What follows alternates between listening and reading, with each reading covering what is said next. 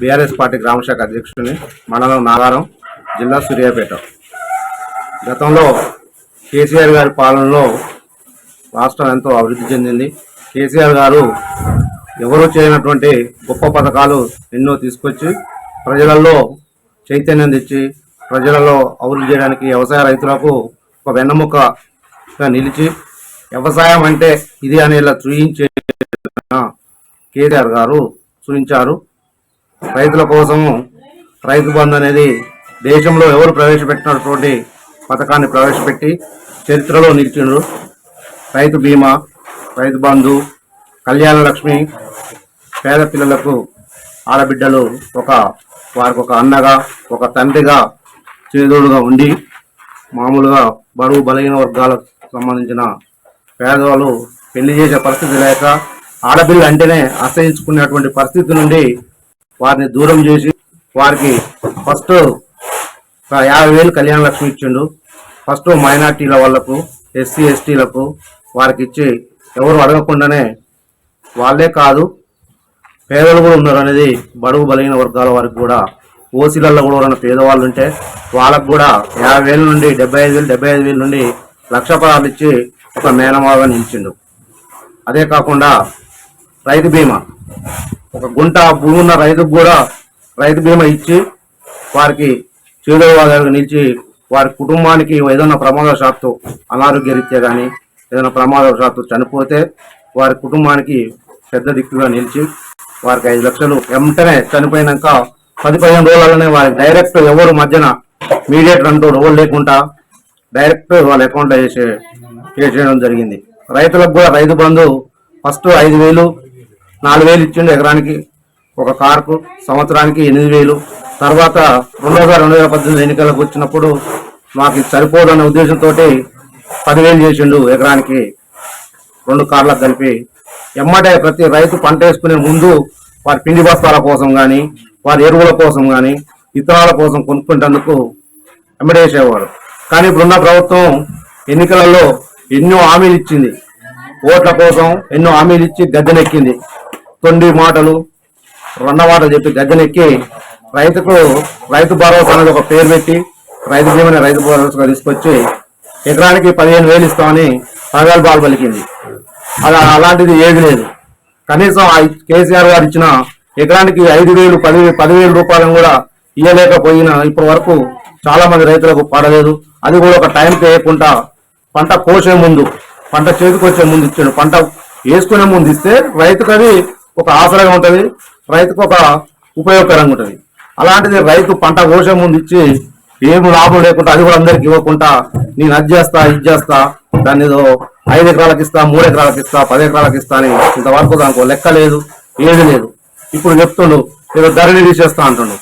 ధరణి అనే రిజిస్ట్రేషన్ ఉంటే ఏ రైతు రికార్డు వెంబటే ఉంటుంది. ఒక రైతు నుండి ఒక రైతుకు రిజిస్ట్రేషన్ చేయగానే ఈ రైతు పేరు మార్పుగానే గవర్నమెంట్ లెక్కలలోకి వెళ్ళిపోయి వెంబటే ఈ రైతు నుండి కాకుండా ఏ రైతుకైతే మార్పు చెందుతూ ఆ రైతుకు రైతు బంధు పడేటువంటి పరిస్థితి ఉండే. ఇప్పుడు అలాంటిది ఏం లేదు. రైతు బీమా లేదు, రైతు బంధు లేదు. ఇప్పుడు కూలీలకు, వ్యవసాయ కూలీలకు 18,000 ఇస్తా అన్నాడు. 12,000 కానీ 10 రూపాయలు ఇవ్వలే ఇంతవరకు. 6 గ్యారెంటీల పేరు చెప్పిండు. 6 గ్యారెంటీలలో ఆయన అమలు చేసింది ఒకటి లేదు. 6 గ్యారెంటీల పేరు మీద 13 హామీలు ఉన్నాయి. అందులో 13 హామీలలో ఏ ఒక్క హామీ కూడా ఇంతవరకు నెరవేర్చలేదు. ఒకటి మహిళలకు ఉచిత బస్సు అని పెట్టిండు, అది ఒకటే కూడా ఏమైనా సక్సెస్ అయిందంటే అది కూడా లేదు. మహిళలు కొట్టుకొని తనుకునేటువంటి పరిస్థితి తీసుకొచ్చిండు, అలా కూడా ఏం ఫలితం లేకుండా పోయింది. అదేవిధంగా ఇప్పుడు ఇంతకుముందు కేసీఆర్ గారు ఒక ఆడపిల్లకు డెలివరీ అయితే ఆడపిల్లకు 15,000 ఇచ్చేది, మగపిల్లలు కొట్టే 12,000 ఇచ్చేది. వాళ్ళను డెలివరీ కాగానే ప్రభుత్వ వాహనాలను హాస్పిటల్ నుండి ఇంటికి చేసేది, కేసీఆర్ కిట్ ఇచ్చేది, వారికి పోషకాహారం కోసం వారికి పోషకాహార అందించేది. ప్రైవేట్ హాస్పిటల్లో ఉన్న కాన్పులను తగ్గించి పేదలు లక్షల కొద్దీ ప్రైవేట్ దవాఖానలో పోయి ఖర్చు పెట్టుకుంటున్నారని గవర్నమెంట్ హాస్పిటల్ను ఎంతో నైపుణ్యంగా తీర్చిదిద్ది ప్రైవేట్ హాస్పిటల్కు తగ్గేటట్టుగా గవర్నమెంట్ హాస్పిటల్లో కాన్పుల సంఖ్య పెరిగేటట్టుగా చేసిన చరిత్ర కూడా కేసీఆర్ గారికే మిగులుతుంది. అదొకటే కాదు, ప్రభుత్వ ఆసుపత్రులలో ఎందులో కానీ ఏ వైద్యం కోసం పోయినా కూడా కార్పొరేట్ హాస్పిటల్ మించిన వైద్యం అందింది. ఈ రోజులు అలాంటి వైద్యం, అలాంటి స్థితి శుభ్రత లేదు, పరిశుభ్రత లేదు, ఏది లేదు. ఇక్కడ మా తుంగతుర్తి నియోజకవర్గంలో మాకు కేసీఆర్ గారు 2014 కొట్లాది తెలంగాణ తెచ్చుకొని కేసీఆర్ గారు అయితేనే పట్టం కట్టినప్పుడు ఇక్కడ మా దగ్గర డాక్టర్ గాలి కిషోర్ కుమార్ గారు ఎమ్మెల్యే ఉండి ఇక్కడ ఏమైనా తుంగతుర్తి నియోజకవర్గం అంటే గొడవలు, కొట్లాటలు, చంపుకోవడం, రక్తపాతాలు తప్ప వేరే ఉండకపోయేది. కోనుకోలు చంపుకోవడం ఒక కడపను మించిన ప్రాక్టిస్ట్ టైప్ ఉండేది.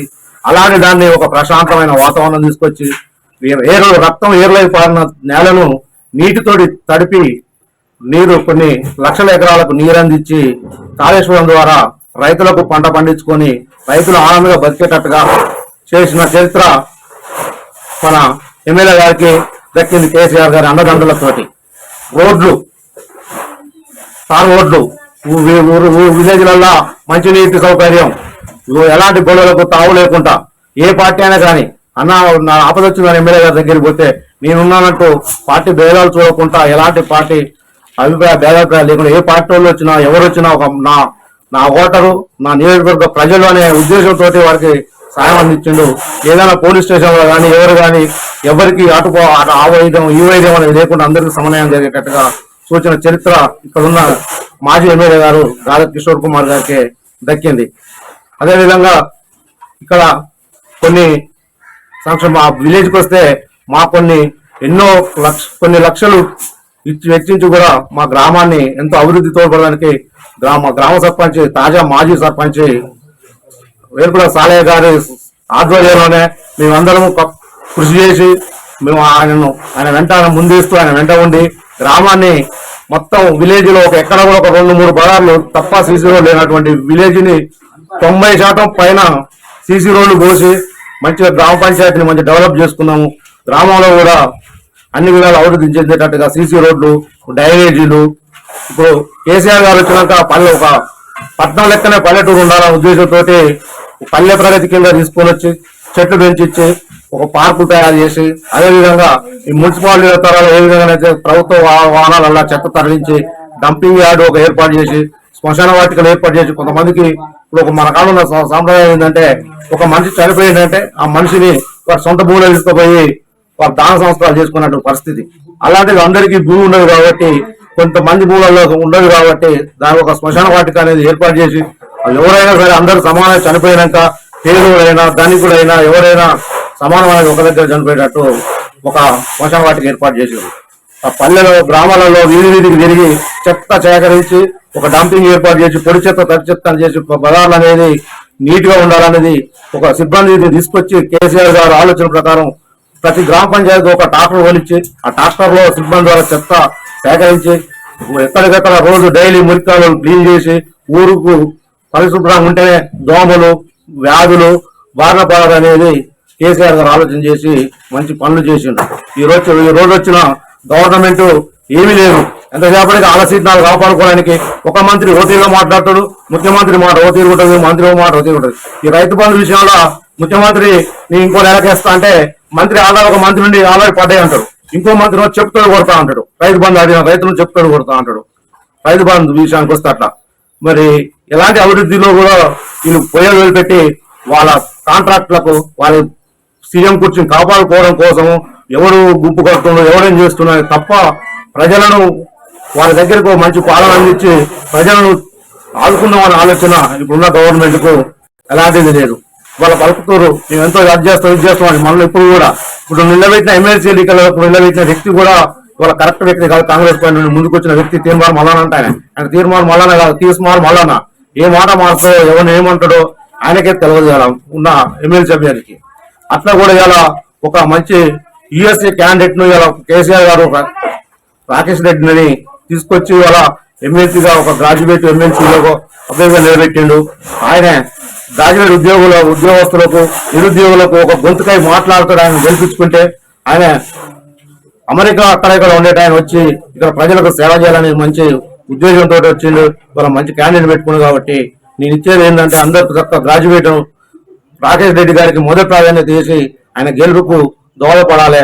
ఆయన గొంతు మన నిరుద్యోగులకు పేదలకు ఆయన గొంతుగా మన గొంతుగా ఉంటాడని నేను భావిస్తున్నాను. కాబట్టి అందరూ రాకేష్ రెడ్డి గారికి మొదటి ప్రాధాన్యత చేసి వారిని గెలిపియాలి. ఇవాళ ఉన్న అభ్యర్థులలో మంచి అభ్యర్థి అంటే రాకేష్ రెడ్డి గారు నిరాంబరుడు. సార్ మాజీ గల ప్రధాన కారణము ఇక్కడ ఎమ్మెల్యే గారు వాస్తవానికి ఎవరు చేయడానికి అభివృద్ధి పనులు చేసిండు. కొన్ని లక్షల ఎకరాలకు నీరు అందించి పాలించిండు. ఎవరికి కూడా ఎలాంటి ఏ కుటుంబానికి కూడా హాని జరగకుండా ఎవరైనా ఆపద అనిపోతే వారికి ఆయన తోచిన సాయం అందించి కూడా పేదలకు కూడా అందించినటువంటి వ్యక్తి, మంచి చదువుకున్న వ్యక్తి, విద్యావంతుడు, మంచి వ్యక్తి. కానీ ఆయన ఓడిపోవడం గల కారణం ఒకే ఒకటి, జనాలలో నా ఉన్న అవగాహన ప్రకారం 10 ఏళ్ళు కదా చూద్దాం, కొత్తోడు వస్తే ఆయన ఏదో ఇంకా బాగా పొడిచి పడేస్తాడు, బాగా చేస్తాడన్న ఉద్దేశంతో జనాలు కొంచెం ఆశకుపోయి ఆ రోజు కాంగ్రెస్ ప్రకటించిన 6 గ్యారెంట్లకు ఇక్కడ ఉన్న 10 ఏళ్ళు ఉండగా చూసిన ముఖమైన ఉద్దేశంతో వాళ్ళకి ఏదో అనిపించింది. కానీ గెలిపించుకోరు. కానీ ఇప్పుడున్న ఎమ్మెల్యే ఏం చేసే పరిస్థితి లేదు, ఏది లేదు. కాకపోతే ఏమైనా మాటల వరకే ఉన్నాడు కానీ ఎలాంటి అభివృద్ధికి ఇంతవరకు ఏ బీజం వల్లేదు. మాజీ ఎమ్మెల్యే గారు కాదర్ కిషోర్ గారు ఇసుక దందాలు, రౌడీ షీటర్ మీద అంటే ఇతర ఎవరైతే ప్రతిపక్షంగా ఉంటారో వాళ్ళందరినీ చాలా ఇబ్బందికి గురి చేసిందని చెప్పేసి చాలా మంది అంటున్నారు. నేను ఇంతకుముందు మాట్లాడేటప్పుడే చెప్పిన, ఇక్కడ గతంలో ఇవాళ నాకు ఒక 30-35 సంవత్సరాల నుండి నేను నాకు అవగాహన, రాజకీయ అవగాహన వచ్చిన 10-15 ఏళ్ళ నుండి చూసుకున్న కాంచి కూడా ఎంతసేపటికి చంపుకోవడం, కొట్టుకోవడం, నడుకోవడం తప్ప ఇక్కడ ఒక అభివృద్ధి గురించి పట్టించుకున్న వాళ్ళు ఎవరు లేరు. ఒక ప్యాక్షనిజం నడిచింది ఇక్కడ. గతంలో ఉన్న పాలించిన ఎమ్మెల్యేలు ఆలీలు కూడా ఒక దందాన్ని, ఒక రౌడీ గుండాయి గారిని తయారు చేసుకుని వాళ్ళంటే కొంతమంది నడిపించుకుని నడిపించదు. కానీ రాధాకిషోర్ గారు ఇక్కడ ఎమ్మెల్యే అయిన కాంచి ఏ ఒక్క హత్య కానీ, ఎవరొక్కరిని హింసించడం కానీ, ఇబ్బంది పెట్టడం కానీ జరగలేదు. నేను ఇందాక ముందు చెప్పినట్టుగా రక్తం ఏరునైన పారిన గడ్డకు నీరును తోటి పాలించి సస్యామలు చేసి పచ్చదనాన్ని చూపించడం తప్ప అలాంటి లేదు. ఇష్టదన్న అంటారా, ఇదంతా బూట మూటలు. మా ఎమ్మెల్యే గారు ఎలక్షన్ల ముందే ఒక ఛాలెంజ్ చేసిండు. ఆ ఛాలెంజ్ ఎవరు స్వీకరించలేకపోయాడు. ఏమన్నాడు అంటే, ఎవరన్నా వచ్చి నేను తిన్నట్టుగా నిరూపిస్తే నేను రాజకీయం నుండి నేను తప్పుకుంటాను, ఇక్కడ పోటీ చేయనన్నారు. కానీ ఎదరేపటికి ఒక తొండి, ఒక అబద్ధాలు తయారు చేసి ఆయన ఒక బాగా ప్రచారం చేసి అది చేశారు. కానీ ఎలాంటిది ఇక్కడ కుంభకోణం కానీ, ఎలాంటి దందాలు కానీ ఎవరంటిది జరిపించలేదు. ఇప్పుడు ఏదైనా ఉదాహరణకు మేమే ఎగ్జాంపుల్ చెప్తాం.